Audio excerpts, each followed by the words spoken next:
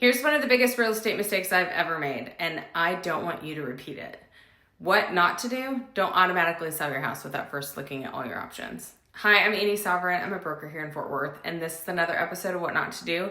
And today I'm sharing this one from a very personal experience because this is a decision I still kick myself over. When my husband and I bought our first home, we lived in it for 7 years. The mortgage and the interest rate was low. The neighborhood was solid. And over time, that house appreciated significantly.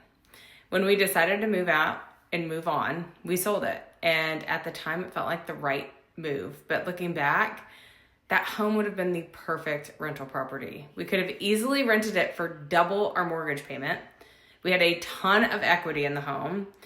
We could have pulled out cash to help buy our next property, buy land, build, while still keeping that property as an asset. And instead, we sold it. And we didn't have somebody in our corner saying, hey, slow down, let's think about this. You actually have some options here, which is why I am so passionate about advocacy in real estate, because the goal isn't just to sell a house. The goal is to help you make the best long-term financial decision for you and your family.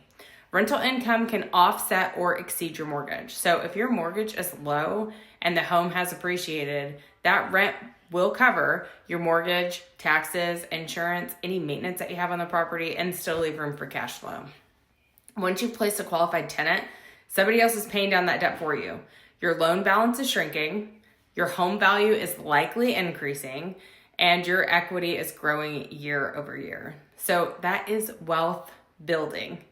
Rent can increase over time, and unlike a fixed mortgage payment, rent isn't static. As market rents increase, you can always adjust the rent accordingly. Your cash flow improves, your long-term return grows, and so now you've got a winning situation in multiple ways: appreciation, equity, and income.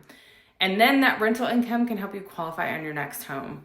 Once you have a signed lease, the rental income can often be used as qualifying income. It can help offset debt to income ratios. It can make buying your next home easier, not harder. And when structured properly, rent properties can offer tax deductions for repairs and maintenance, depreciation benefits, write-offs for management, insurance, and more. Many owners also hold their rentals at an LLC for asset protection and tax planning. I have a client, and we just ran the numbers for a property that he wanted to sell, but it simply did not make sense. He needed to move out, but instead of selling, we converted it into his first rental property. We placed a well-qualified tenant with a strong rental history. The rent is covering the mortgage. The income is now helping him pay down the debt, and the property is working for him, not against him. So before you make a decision to sell your home, run the rent versus sell numbers. Have somebody explain cash flow and appreciation on that particular property.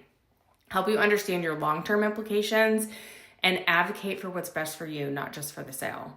Real estate isn't just about buying and selling houses. It's about building stability, flexibility, and long-term wealth. So if you're thinking about selling, pause first. Let's look at all of your options. If you found this helpful, like, subscribe, and share this with somebody who might be in that exact decision process. And if you want an advocate, not just an agent, I'm honored to help.